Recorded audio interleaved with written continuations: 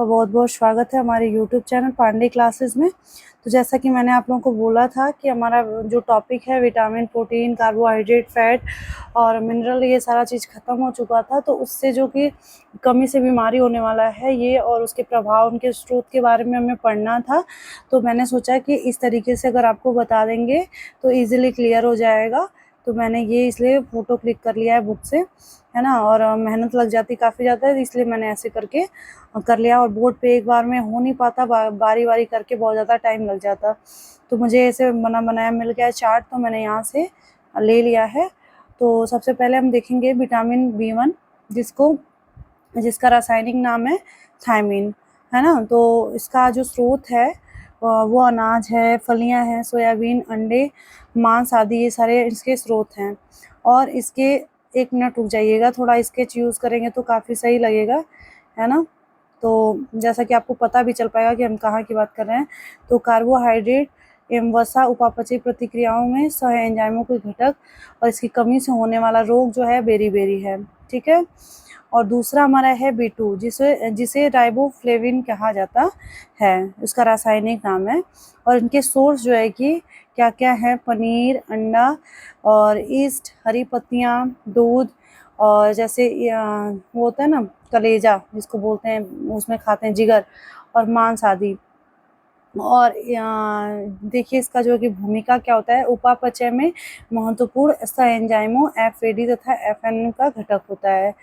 और उसकी कमी से किलोसिस यानी कि होंठ का फटना, ग्लाइकोसाइटिस जीभ में सूजन, और डर्मेटाइटिस त्वचा का फटना ना। जब भी डर्मोसिस आ जाए तो आपको समझ आना चाहिए कि स्किन से रिलेटेड कोई चीज़ बोली जा रही है ना। नेक्स्ट है हमारा B3, निकोटिनामाइड या फिर नियासिन कहा जाता है इसको, ठीक है। और इसके स्रोत हैं ईस्ट, मांस, जिगर, मछली, अंडे, दूध, मटर, मेवा, फलियां आदि, ठीक है। और इसके प्रभाव क्या हैं, इनकी भूमिका क्या है, उपापचय में महत्वपूर्ण सह एंजाइमों NAD तथा NADP का घटक होता है। और इसकी कमी से होने वाला रोग पिलाग्रा यानी कि त्वचा में दाद वगैरह होता है ना, या फिर 4D सिंड्रोम होता है, ठीक है। नेक्स्ट हमारा है B5, जिसे पैंटोथेनिक अम्ल बोला जाता है। और इसके सोर्स हैं मिल्क, ईस्ट, कैरियल्स, मीट, और जो भी कलेजी, जिगर, जो भी बोल लें, ये होता है, ठीक है। और कैटाबोलिज्म के कोएंजाइम A का घटक होता है ये। और इसकी कमी से होने वाला रोग बाल का सफ़ेद होता है, और जो है कि दिमाग में कमी आ जाती है, ठीक है। नेक्स्ट हमारा है B6, पायरिडॉक्सिन, जिसका रासायनिक नाम है। और इसकी स्रोत क्या है, जैसे जिगर, मांस, दूध, शुष्क फल, इत्यादि। आपने एक चीज़ कॉमन देखा होगा कि दूध अगर हम लेते हैं तो उसको कंप्लीट फूड या फिर आइडल फूड कहा जाता है, इसीलिए क्योंकि देख रहे हैं आप, शुरू से आप अभी तक पढ़ रहे हैं, सब में दूध का नाम आपने ज़रूर देखा होगा, एक ही दो में अगर नहीं मिला होगा तो नहीं मिला होगा। तो अगर आपको ये सारी चीज़ें अगर नहीं भी मिल पाती हैं तो आप दूध अगर एक गिलास लेते हैं रात में तो आपको काफ़ी चीज़ों की पूर्ति हो सकती है, तो इसलिए हमें दूध ज़रूर लेना चाहिए। और इनकी कमी, इनका प्रभाव देख लीजिए, एमिनो अम्ल तथा प्रोटीन का उपापचय होता है।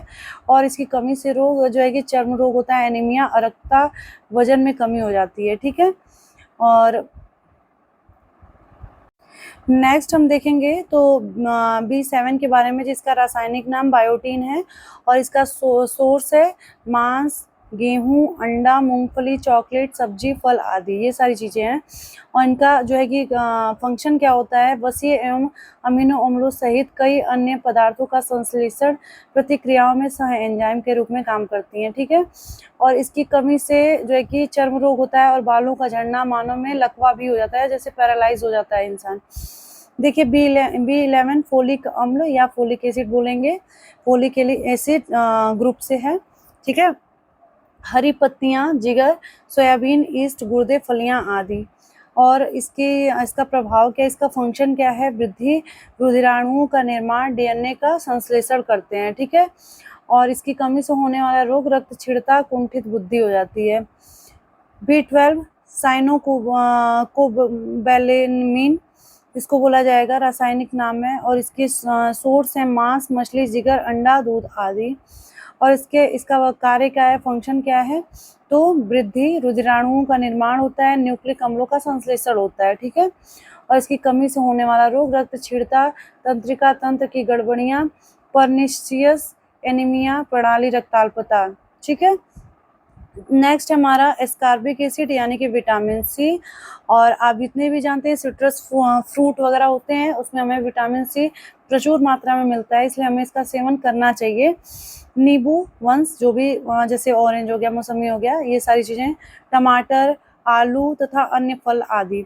और इनका फंक्शन क्या होता है, अंतराकोशीय सीमेंट, कोलेजन तंतुओं, हड्डियों के मैट्रिक्स व दांतों के डेंटिन का निर्माण करती हैं, घावों को भरने में सहायता प्रदान करती हैं। और इनकी कमी से होने वाला रोग स्कर्वी, मसूड़ों में रुधिर स्राव, भार में कमी आ जाती है। नेक्स्ट हमारा है विटामिन ए, जिसका रासायनिक नाम रेटिनॉल होता है, और उसकी कमी से आप जानते ही हैं। पहले देख लेते हैं सोर्सेज, दूध, मक्खन, अंडा, जिगर, मछली का तेल, हरी साग सब्जियां आदि। और इसके जो फंक्शन है, दृष्टि रंगाओं का संश्लेषण, एपिथेलियमी स्तरों की वृद्धि, हाँ, एवं विकास, पाचक तंत्र प्रणाली के लिए आवश्यक होता है। और इनकी कमी से कार्निया का त्वचा की कोशिकाओं में सल्की और संक्रमण का खतरा, रतौंधी और जीरोप्थैल्मिया, ठीक है। इसके बाद नेक्स्ट हम पढ़ेंगे विटामिन डी, कैल्सीफेरॉल, जिसका सोर्स हमारा क्या है, तो मक्खन है, जिगर है, मछली का तेल, गुर्दा, अंडा, ईस्ट, सूर्य का प्रकाश आदि। और इसकी कमी, इसकी जो फंक्शन है, कैल्शियम और फास्फोरस का उपापचय करता है, हड्डियों और दांतों की वृद्धि में सहायक होता है। और इसकी कमी से होने वाला रोग सूखा रोग होता है, जो कि बच्चों में होता है, और वयस्क में जो है कि बड़े लोगों में, एडल्ट्स में ऑस्ट्रियोमैलेशिया नाम का एक रोग होता है, वो होता है, ठीक है। नेक्स्ट हमारा है विटामिन ई, जिसका वैज्ञानिक नाम, रासायनिक नाम जो है कि टोकोफेरॉल है। इसका सोर्स है तेल, गेहूं, अंडे की जर्दी और सोयाबीन। और इसका जो कि काम करता है, जैसे कि रिप्रोडक्शन में आवश्यक होता है, और जननिक एपिथेलियम की वृद्धि करता है, पेशियों की क्रियाशीलता। इसकी कमी से जनन क्षमता की कमी हो जाती है, जननांग तथा पेशियों का ये कमजोर हो जाती हैं। नेक्स्ट एंड लास्ट है हमारा विटामिन के, जिसको फिलोक्विनॉन कहा जाता है, इसका रासायनिक नाम होता है। और इसके सोर्सेज हैं हरी पत्तियां, अंडा, जिगर, टमाटर, गोभी, सोयाबीन इत्यादि, ठीक है। और इसका काम होता है जिगर में प्रोथ्रोम्बिन का संश्लेषण, रुधिर में थक्का जमने में आवश्यक। देखिए इसके कमी से रोग होने वाला, चोट लगने पर रक्त का थक्का नहीं बनता है, रक्तस्राव अधिक देरी तक होता है, और हेमोरेज, रुधिर का स्राव होते रहता है ना। तो इससे हमारा क्या हो जाए कि जितने भी ब्लड हैं वो जैसे चोट लगने के बाद क्या होता है, थोड़ी देर के बाद अगर ब्लड थक्का नहीं बना तो हमारे शरीर से जो है कि खून बहता जाता है, तो ये हमें समस्या आती है। तो इसके लिए हमें विटामिन के का लेना आवश्यक होता है। वैसे हमें ऐसा डाइट लेना चाहिए जिसमें सारे विटामिन हों। कभी कभी B12 की कमी या फिर किसी एक पर्टिकुलर विटामिन की कमी हो जाती है, तो हम जान नहीं पाते हैं, सारी चेकअप करा लेते हैं, हमें कोई समस्या दिखती नहीं है, तो इसीलिए हमें कभी कभी ये सारे चेकअप भी करा लेने चाहिए, ठीक है। हमारे शरीर में को सभी प्रकार के विटामिनों की अल्प मात्रा में आवश्यकता होती है। विटामिन का आविष्कार फंक ने किया था। सभी लोग पूछ भी सकता है कि विटामिन का आविष्कार किसने किया था, तो विटामिन का आविष्कार फंक ने किया था। विटामिन ए हमारी त्वचा तथा आंखों को स्वस्थ रखता है। विटामिन सी बहुत से रोगों से लड़ने में हमारी मदद करता है। और विटामिन डी हमारी अस्थियों और दांतों के लिए बहुत ही कैल्शियम का उपयोग करने में हमारी शरीर की सहायता करता है। और जो हमारा ये है आयोडीन, सभी लोग जानते हैं, एक मिनट सॉरी, तो जो आयोडीन की कमी से घेंगा रोग होता है, और जिसके परिणाम स्वरूप गर्दन की ग्रंथि फूल जाती है, और बच्चों में मानसिक विकलांगता होता है, ठीक है। और नेक्स्ट हम देखेंगे तो लौह तत्व की कमी से अरक्तता हो जाती है, कमजोरी इस रोग का सामान्य लक्षण होता है, ठीक है।